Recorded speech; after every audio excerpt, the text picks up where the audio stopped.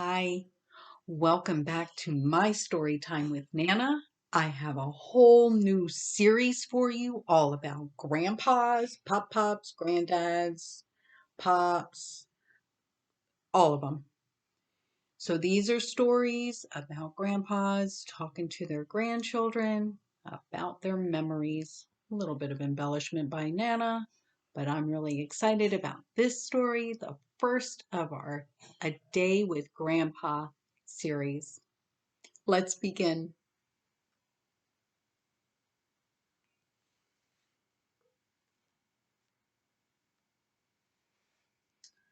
A Day with Grandpa White. Danny and James spent the morning making paper boats. They were going to their grandpa's house and couldn't wait to show him. Do you think they'll float? James asked Danny. Sure they will. Wait till Grandpa sees them. I'll bet he takes us somewhere special to watch them float. Boys, Mommy called up the stairs. Time to leave. Get your things. Danny and James collected their paper boats and backpacks and ran downstairs. Not only were they going to see their grandpa, but they were going to stay the night. They loaded up in the car, and a half hour later they were pulling into Grandpa's driveway. Grandpa, Grandpa, the boys yelled, running up the driveway. Hey, Grandpa White waved from the front porch. I sure am glad you're here. Hi, Dad, Mommy called from the car. Are you sure you'll be okay? You bet, he answered with a wave. See you tomorrow. Come on, boys, say goodbye to your mother. James and Danny waved goodbye to their mother and ran up the front steps and gave their grandpa a big hug. Look what we made, James said, holding up a blue paper boat. Wow, that looks pretty fancy. Grandpa took the boat from James for closer inspection. You did a great job. Hey, I have an idea. Let's go down to the river and see if this baby floats. Danny smiled at James as if to say, See, I told you he'd take us somewhere. The boys dropped their backpacks in the front door and they all walked to the river. It wasn't very far from Grandpa's house. Danny and James set their paper boats on the water, and boy, could those babies float. Hey, look, Danny said, pointing down the river. Here's the bridge we drove over to get here. Yes, it is. That bridge has been there since I was a boy. You know, I've lived here my whole life, grew up in the very house I live now. I used to come to this river as a boy and float my own paper boats, Grandpa told them. You did? Asked Danny. Yep, I have a lot of great memories of that house and this river in particular. Did I ever tell you about the time I found a boat on this very river? No, they said in unison. Well, I did. Really, it was me and my best friend Sean that found the boat. Grandpa White sat down and rested his back against a tree looking out over the river. The boys sat behind him, their paper boats forgotten. They continued to float towards the ridge. I think we were around 9 or 10 years old. Boy, that day was amazing, he said, smiling. I remember we had made paper boats like yours. We decided to bring them down to the river to see if they would float. It was a nice day, sunny and warm, perfect day to float a paper boat, just like today. Anyhow, we set them in the water and walked along the river as they floated down towards the bridge over there. Look, he said, pointing towards the river bank. A lot of people have docks now jutting out into the river for their boats.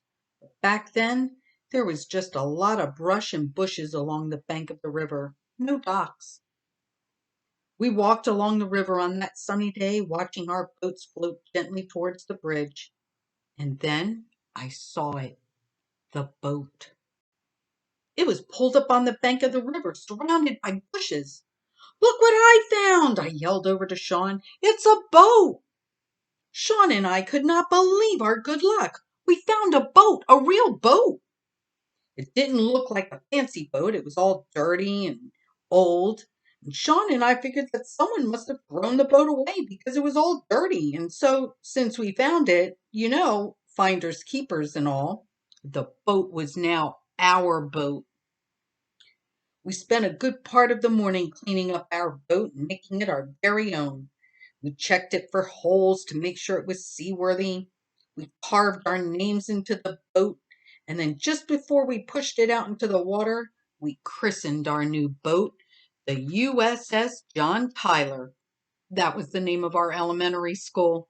We carved that into the boat as well.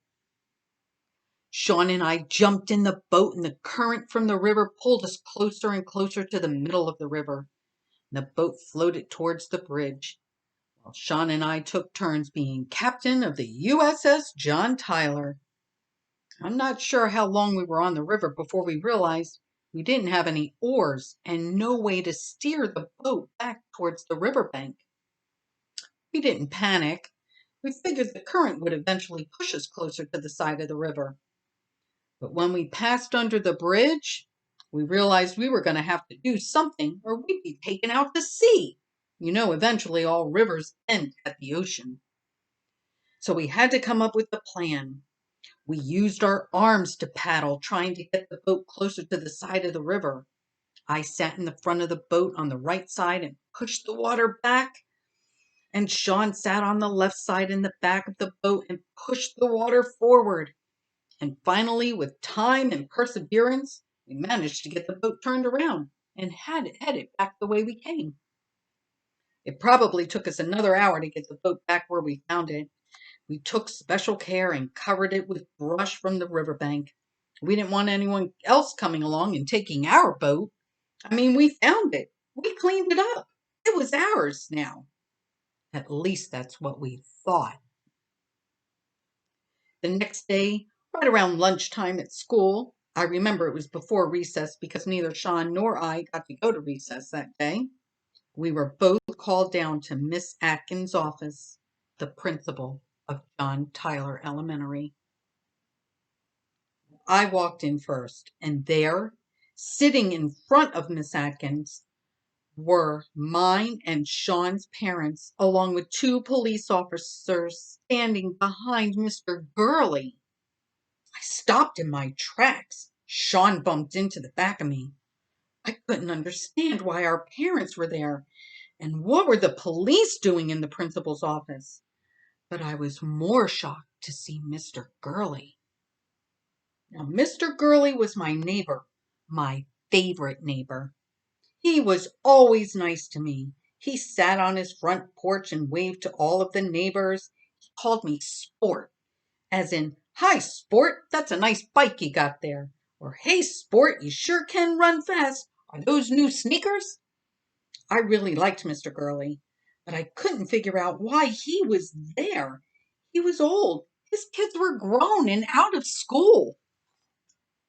Turns out our parents and the police were in Miss Atkins' office because of the boat. The police explained that the boat we had carved our names into was not ours. We had committed a crime. We had vandalized somebody's property.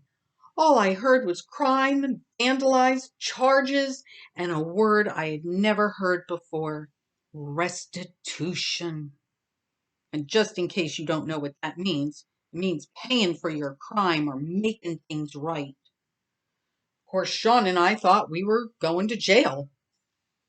Finally, Mr. Gurley asked the police officers if he could be the one to decide how we should pay for our crimes. "Well, I don't know, Mr. Gurley," one of the police officers said. "We usually take criminals to jail to get and let the courts decide." I nearly fainted.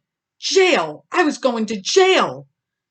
But then the other police officer said, "Well, maybe they can make an exception. These boys don't look like our usual criminals. Maybe Mr. Gurley should be the one to punish them." "All right," the police officer said. "What do you have in mind, Mr. Gurley?"